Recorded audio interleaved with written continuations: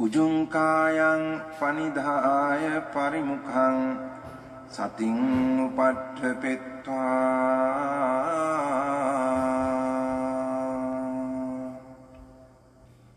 so sato assa sati sato.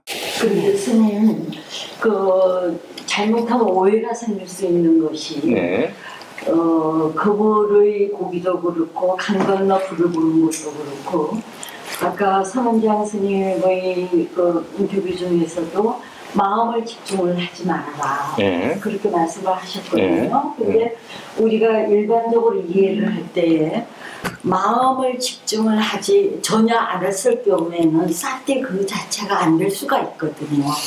그래서 그렇죠. 그것을 정말 어떻게 표현을 이제 지혜로운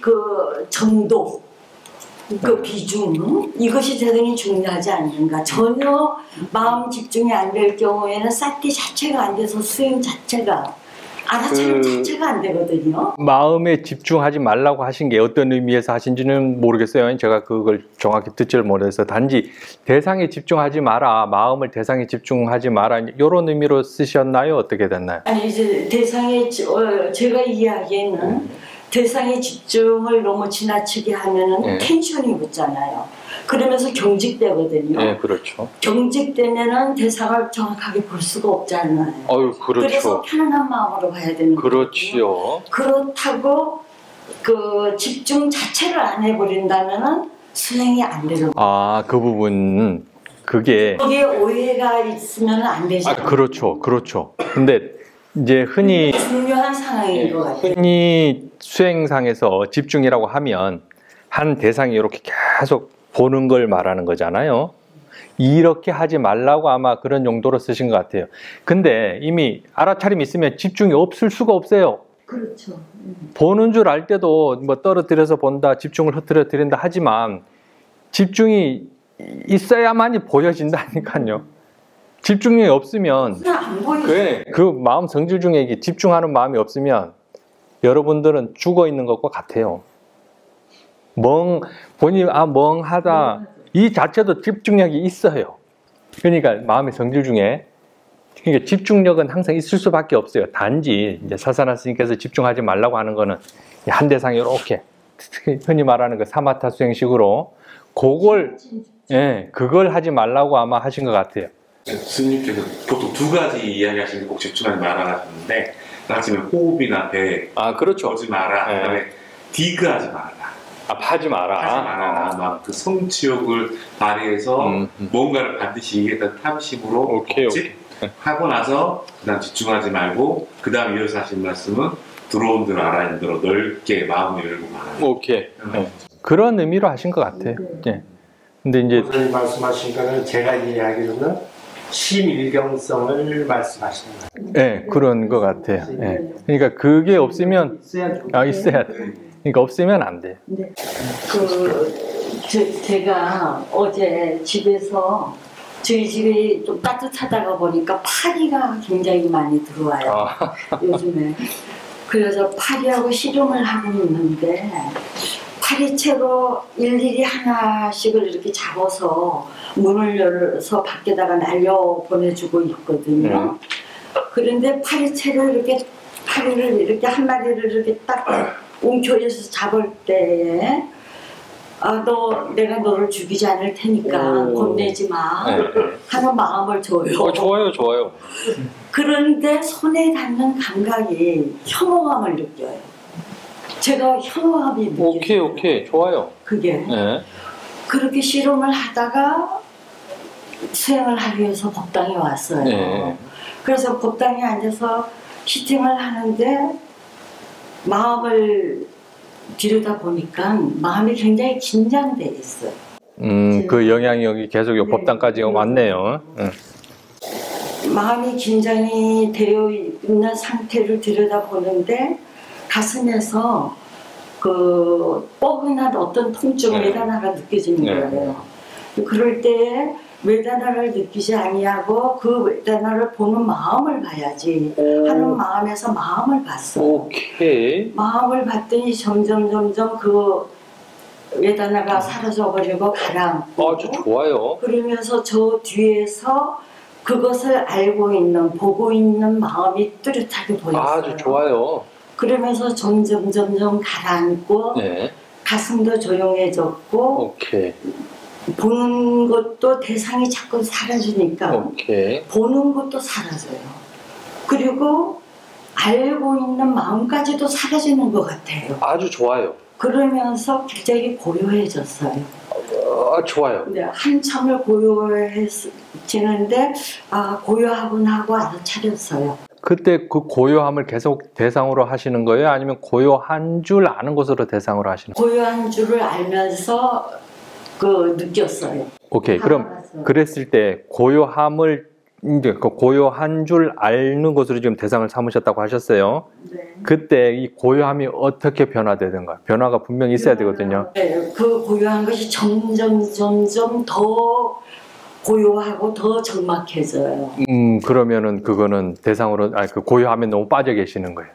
그래요? 예, 고요함에 빠져 계시는 건데 고요한 줄 알면 이 고요함은 뭐라고 설명드려야 되나? 어떻게 보면 청명함?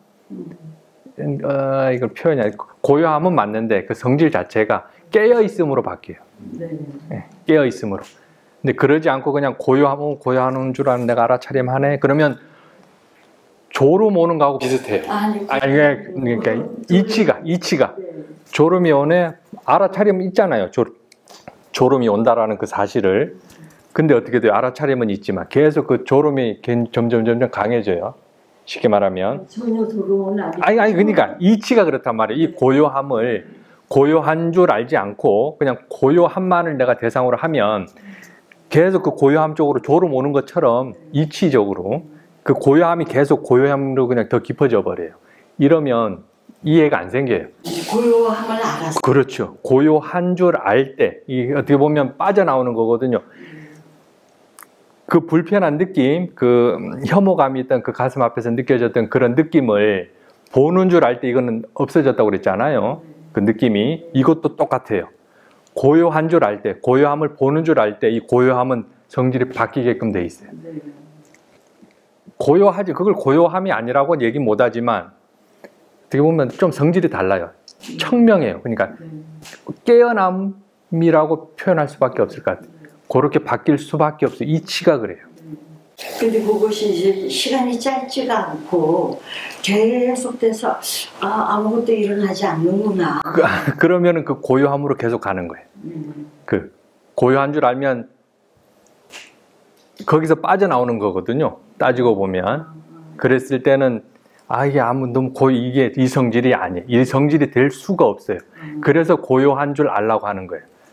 단지 그 고요함만 있으면 고요해요. 적막하고 고요한데 왜 안 일어나지?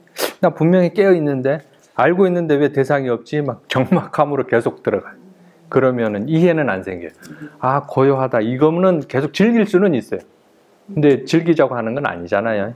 예. 그 고요함 자체도 결국 현상이에요. 본인의 생각으로서 그렇게 지어내는 거란 말이에요. 쉽게 말하면 이 고요함 자체도 두카란 말이에요. 괴로움이라고요. 괴로움. 본인도 모르게 이걸 이미 취착하고 있단 말이에요. 이걸 흐트러뜨려 버리려면 괴로움을 보는 줄 알 때 이미 흐트러져요. 그래서 성질이 전혀 다르게 변해. 그런데 계속 보고 있으니까 알고 있으니까 주변이 아무것도 없는 것 같고 어떤 공간감, 그렇죠. 허공, 네. 허공과 같은 그런 느낌이 아주 강렬하게 해요. 네. 그걸 그러니까 그게 어떻게 보면 이제 경험하면 그걸 좋다라고 이렇게 치착해버려요. 자기도 모르게. 그게 막 끄집어 당겨요. 어떻게 보면 그게 끄집어 당기는 게 아니고 표현상 그렇게 하지만 실질적으로 그거를 본인이 계속 그걸 취착하기 때문에 그 상태를 계속 지어낸단 말이에요. 그 고요함 자체를 본인이 그걸 취착하기 때문에 계속 지어내요. 그런데 그렇게 해서는 이해는 안 생겨요. 그 고요함은 그 보는 줄 알 때, 그 느낌, 외다나, 혐오감 있는 그 느낌을 보는 줄 알 때 이 혐오감, 그 느낌은 계속 연해지고 이렇게 사라진다고 했잖아요. 그 이치하고 똑같아요. 그러니까 그 혐오감이 느껴지는 그 느낌을 보는 줄 알 때, 왜 그렇게 변했을까요? 왜 사라졌을까요? 그걸 이해하는 게 굉장히 중요해요. 그냥 사라져서 끝내는 게 아니라 이게 왜 사라졌지? 그걸 이해하는 게 중요하단 말이에요. 일체 유심조라고 했어요. 그 혐오감, 그 느낌을 보는 것이 결국 이걸 계속 지어낸단 말이에요. 이 보는 작용에서. 지어내고 해요. 근데 이 보는 줄을 알 때 여기서 지어내는 그 조건을 여기서 흐트러뜨려 버려요. 보는 줄 알면 이 혐오감에 관심이 없어요. 그랬을 때 얘가 얘를 안 만들어내요. 얘가 대상이 되기 때문에. 그럼 여기서 계속 흐트러져요. 그럼 얘도 결국 흐트러져요. 이치가 그렇단 말이에요. 그래서 얘가 사라져요. 요런 마음이 보는 마음에 집중을 하고자 하는 마음으로 바뀌더라고요. 그렇죠. 그렇게 돼야 돼요. 그래서 계속 보는 마음을 강조하는 거예요. 그래서 보는 마음이 뚜렷하면 그것을 다시 아는 마음이 그렇죠. 다시 아는 마음이 떨어져서 뒤에 떨어져서 또 명확하게 그렇단 말이에요. 이제 그것도 고요함에도 같이 적용을 시켜야 돼요. 그렇게 그 고요함을 계속. 근데 이게 쉽지가 않아요. 왜냐하면 거기 푹 빠져버려. 좋아서 빠져버린단 말이에요. 근데 그것도 좀 스스로 한번 인지하셔야 돼요. 이 고요함 자체도 독하예요. 선정 자체도 독하란 말이에요. 그 자체가 이미 본인 스스로 알게 모르게 어쨌거나 움켜쥐고 있어요. 그것을. 근데 이걸 흐트러뜨리려면 결국 이 보는 마음에서 얘를 흐트러뜨려야 결과적으로 대상이 흐트러져요. 이 둘은 항상 함께 가거든요. 얘는 작용, 얘는 현상, 결과적으로 드러나는 것. 근데 마음은 얘밖에 알 수가 없어요. 이 드러난 현상 우리는 알 수가 없어요. 이건 조금 어려워요. 근데 이치가 그래요. 그래서 알아차림은 대상을 알아차리는 게 아니라 얘를 아는 것을 알아차림이라고 해요. 그래서 부처님께서 오직 유일한 길은 얘를 알아차리는 게 오직 유일한 길이지 배 일어나고 사라지고 관찰하는 이거 아니에요. 이거 윗바사는 아닙니다. 그건 분명하게 말씀드릴 수 있어요. 그래서 아나파나사티를 하던 배 일어나고 사라지는 걸 보던 상관없어요. 단지 그걸 보는 줄 알 때 이게 윗바사나입니다. 아나파나사티를 하더라도 전혀 상관없어요. 대상은 아무 상관이 없어요. 신수심법도 부처님께서 이건 제 개인적인 생각인데 왜 신수심법을 설하시면서 이게 오직 유일한 길이라고 하셨을까? 그리고 깨달음을 얻고 나셔서 그 49일 동안 보리수 밑에서 이렇게 경행 계속 하신단 말이에요. 그때 뭐 하셨겠어요? 본인이 그런 이해했던 그런 깨달았던 것을 끊임없이 사유하셨단 말이에요. 사유하셨어요. 정말 본인이 맞나? 그걸 끊임없이 사유했단 말이에요. 이 법을 내가 설할 수 있을까? 이 법을 설했을 때 저 불쌍한 중생들이 이해할 수 있을까? 그런 거에 대해서 계속 사유하셨단 말이에요. 결론은 내리셨죠. 오직 이 길이구나. 오직 유일한 길이 사념처란 말이에요. 그걸 그때 이미 어느 경에 나오더라? 상유단니까야인가 하여튼 나와요. 그 사유하실 때 오직 유일한 길이라고 사념처 나오거든요. 근데 사념처도 결국은 신수심법인데 왜 그럼 오직 유일한 길이라고 하셨을까라고 한번 생각해 봤어요. 그 당시 수행풍토가 본인을 보는 게 아니라 결국 뭔가 신을 찾고 고행하고 수행풍토가 그랬단 말이에요. 그래서 그거 하지 말고 신수심법이라는 건 결국 본인한테서 일어나는 거잖아요. 그죠? 몸의 감각이라든지 본인의 느낌, 본인의 탐심, 진심, 그 다음에 결국 이제 법념처는 이해를 말하는 건데 그걸 결국 본인한테 일어나는 걸 대상으로 삼어라. 그래서 딴 거 찾지 말고 그래서 신수심법이라고 나눴다고 저는 보고요. 근데 그 중에 핵심은 신수심법을 아는 게 아니라 신수심법을 보는 것, 보는 줄 알 때 이게 제가 봤을 땐 오직 유일한 길이에요. 오직 유일한 길. 결국 그 보는 것이 쉽게 말하면 일체를 지어내는 마음이란 말이에요. 일체를 지어내요. 그래서 저는 개인적으로 그렇게 확신합니다. 저는 개인적으로 누구한테 뭐 대놓고 이렇게 이거다라고는 하지 못하지만 제 견해 그러니까 저 스스로는 그렇게 믿고 수행해 나가고 있어요. 그렇게 믿고. 그래서 그 보는 줄 아는 게 굉장히 중요해요. 그 대상을 즐기지 마시고 한번 계속 다시 한번 점검해 보세요.